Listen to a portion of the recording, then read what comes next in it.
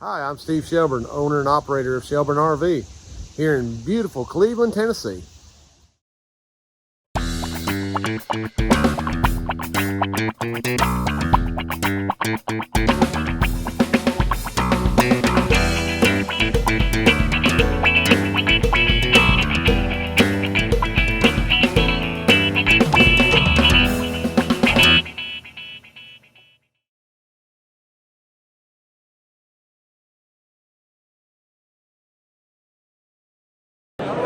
Well, welcome back.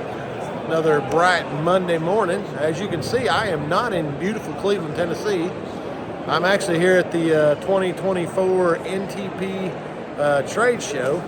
I did get lots of video from last week. I just didn't get a beginning video for all that. So I'll get that uploaded and you guys can see everything the boys are working on this week. And I'll be back next week after the show's done. Let's get going. All right, so next project here in the shop, Mr. Lewis has got in a big Winnebago, and it came in, and the customer had stated that it wasn't really working, but he wanted to get it checked out. Now, Mr. Lewis has already got it tore out. I didn't get a video done because I was busy doing some other stuff, but he's got it out. It's a 6538. He did find that the outdoor fan motor had a problem, and then it just had a lot of silt and dirt, and it's just years of being used. So the other thing he found was that the drip pan under the evap coil was bad. So they've gone in here and built another one. Let me show you what we got. So here's the pan that came out of it, and you can see that thing has definitely seen better days. And so they've got that out of there, and he's got it all cleaned out, and they've got the new pan bent, and Lewis has got it fitted in there. And you can see this one here, yeah, it had a lot of debris and stuff in here, and he's got it all cleaned out. But really, the unit looks pretty good. We've got a couple spots over here on the coil that, we've seen this before in other videos where they've just kind of, it's just got some age on it. So we may deal with a little bit of this cancer that's going on right here in a few minutes and get to see what we can do with that. But the biggest thing is just trying to get the drain in here. Mr. Lewis has actually already got the new motor in the squirrel cage fan assembly. And so he's going to, and obviously the new bearing, which we talk about that in lots of other videos. So he's got this about ready to go back in, and then we're going to test it and see what it does on the bench. So Mr. Brandon's been over here working on a Winnebago Adventurer that had a water heater that had a bad heat element. And some of these they've got buried up in here. Let me show you what we got going on. You can see they've got the water heater over here. Now, the only way to get to that heating element is that water heater's got to come out, which is buried way back behind all that. So they had to pull all the bezel loose. They had to pull this inner panel loose. And then get the water heater out here where they could get to it, but a little bit of a chore to get that out of there. Another project here in the shop is this Suburban NT30 that came in that wasn't working correctly. Now the boys have been doing, and it had a bad fan motor, but while they had the fan motor out, they went ahead and did a service. But that's what came out of that when they cleaned it. Pretty bad. So they've got to put a gasket back on that and reinstall it, and then we're going to test it and see what it does. All right, so Mr. Lewis has got that Winnebago Vectra all done. All the temps were good on that. Just had a bad outdoor fan motor. He had to do a lot of cleaning, as you saw on that, but they're good to go and heading down the road. So we had this Cougar fifth wheel come in. The customer brought it in for some floor issues in there, but some stuff that we were looking at right here that just doesn't, I mean, this is a problem, obviously. And you can see the floor has seen better days there. But he's wanting us to deal with this right here.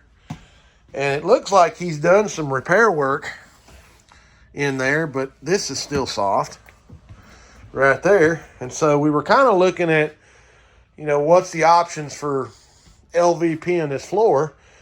But when we went to run the slide out, look at this. The roof ain't no better. So yeah, I don't know. This is a bad deal.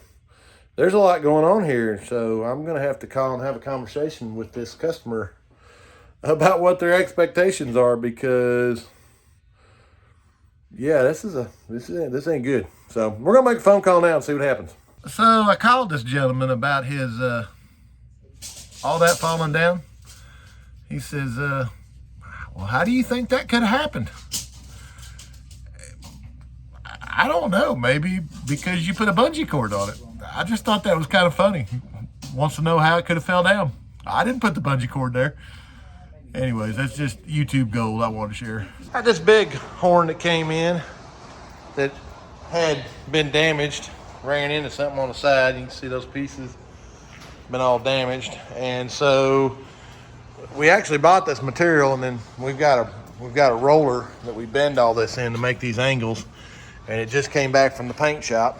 So Mr. Lewis is getting it all mocked up at the moment. I'm gonna go in here and get everything, start cutting stuff out. Now he's got a cardboard template that he uses for all that, just to make sure it's all right. But working on getting this all put back together and sealed up, and should be ready to go here shortly. A little Gray Hawk by Jayco, Class C, that's got some diamond shield going on. Got a little bit there, a little bit on the door, a couple pieces right here, got this right here. So we're gonna start working on getting that off here, see if we can clean this thing up and make it look a little nicer. So Cousin Gary and I have got this Invisishield or diamond shield off, and you can see how nicely that turned out, and got around the handle. See how nice it's cleaned up. Now, there were a couple spots where something had rubbed up that thing, and so it got a little bit of that, but something had run up the side of this thing, and it's really more apparent on the other side, because this side had a lot of damage. Something really ran up the side of this, and we just tread lightly around those areas the best we can. But you can see there was actually something that ran all the way up. You could see it in the Invisishield when we took it off. But other than that, it's turned out excellent. That thing looks so much better than what it was. So they're gonna do a quick wash on it and get ready to ship this. All right, well, that's gonna finish us up here this week. As you can see, Cousin Gary and I have got this all finished up. How much fun was that, Gary? Oh, a bunch of fun. Bunch of fun. And really, guys, the removing that stuff's really not that bad. It's just steaming the plastic off. Once you get the plastic off, the ugly juice, and go down there and check Wayne out, Ugly Shield Removal on YouTube. He's got a nice little channel that shows how to do that. Getting the plastic off's the worst part. Once we got it off, the glue flies right through that. So, and it looks nice, but this took us about, we got about 4 hours tied up in that, getting that off there. So we got about 4 hours tied up in it, but we got it all done. Hey, thanks for all the comments for last week. Thanks for watching. We appreciate everybody. Like and subscribe. And remember, this video is, and this Invisishield is what? Cousin Gary approved. Y'all take care.